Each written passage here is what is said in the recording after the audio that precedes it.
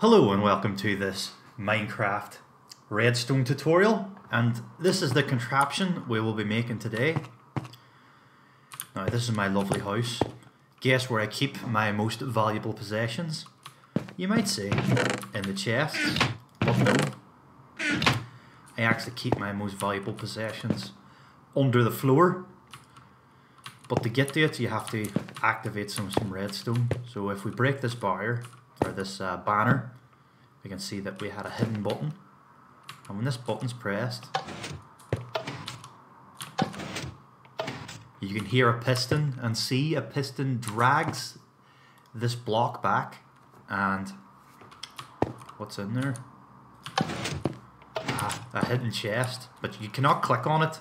Only whenever it's open do you have a split second to get my most valuable possessions here.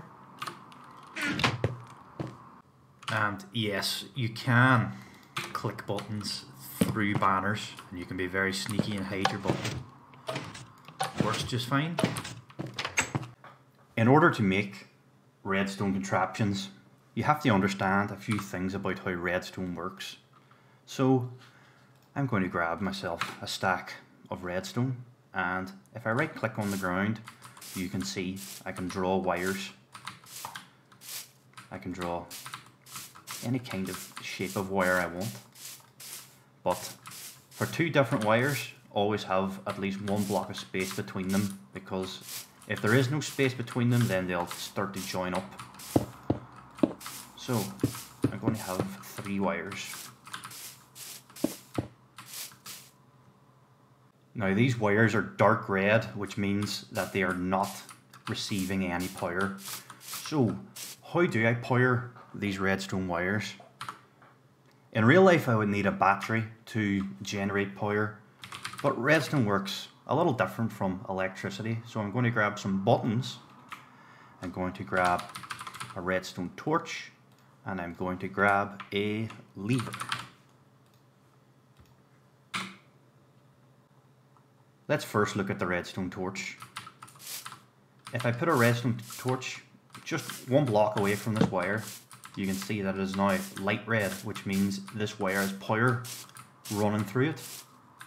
So the redstone torch will always generate power and always power any wires running out of it.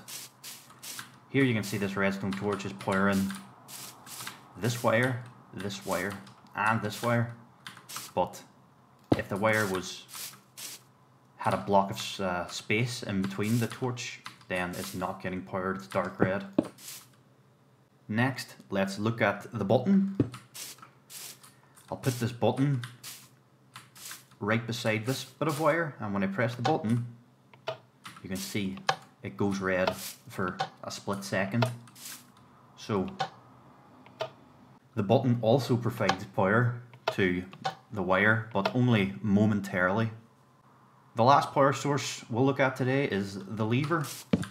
Now, when the lever is up, it doesn't power this wire at all, but when the lever is flicked, it will power the wire forever until it's either switched off or broken.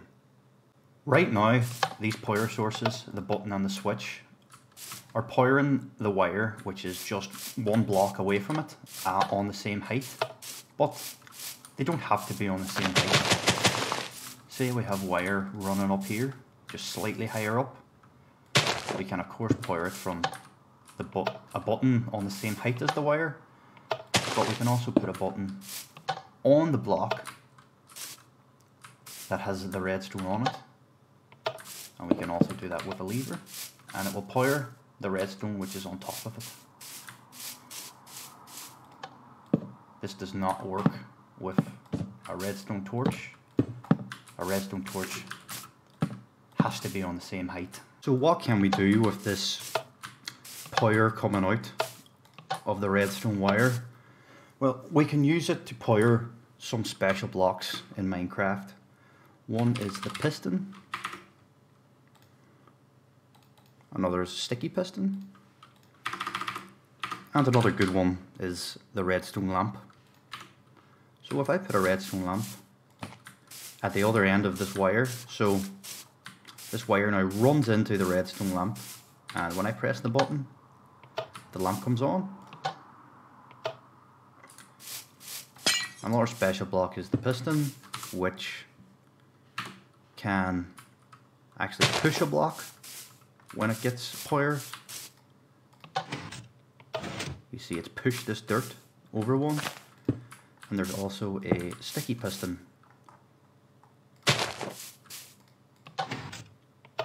which pushes the block, but then since it's sticky, since it has a bit of green sludge on it, it drags the block back with it whenever the power goes off. So let's build the hidden chest contraption. The first thing we're going to need is a chest, of course, underneath the ground, and we need a block of cobblestone to push over the chest, and it's going to actually become part of this floor. Okay, we're going to need a sticky piston to push this block of cobblestone over the chest to make it look like the floor when the button hasn't been pressed.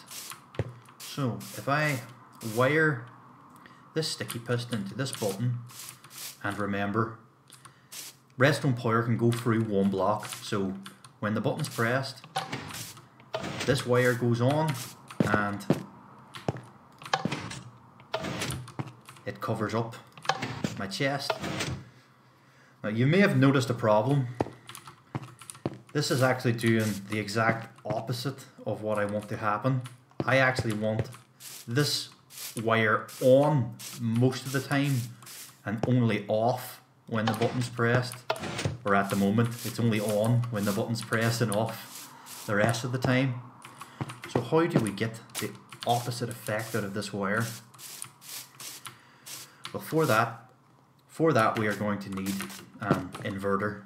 Inverters are extremely important. They're a simple building block in making all computers in the real world, and I'll show you how to make one. What you'll need is redstone dust, redstone torch, and just any old block. I'm going to use cobblestone. So, an inverter, we need power coming in. It needs to go to a block. The block has a torch on it, and there's power coming out. Now see, the wire is off when it comes in, and it's on when it comes out. This is precisely what an inverter does. So if we were to get a lever, now on is coming in, off is coming out.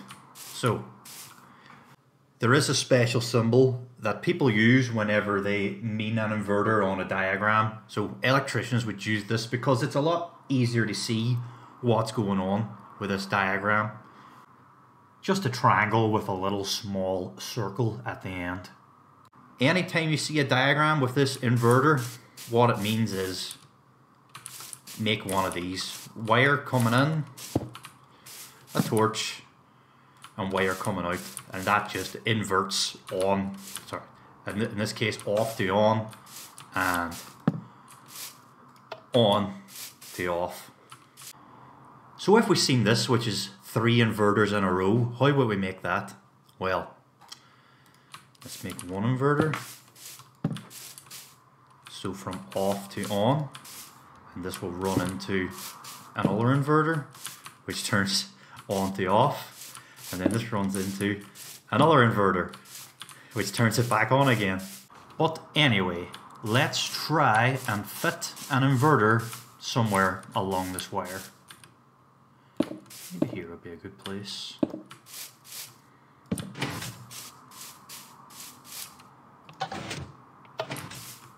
So now you see, it's a button. It goes into a bit of wire. That wire is attached to an inverter, and then the inverted signal is going into the piston. So as a diagram, you can see that it's a very simple circuit, just a button, a bit of wire, an inverter, a bit of wire, and then a piston.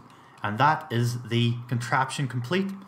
I hope you've enjoyed this tutorial. Please leave me any feedback, and thank you for watching.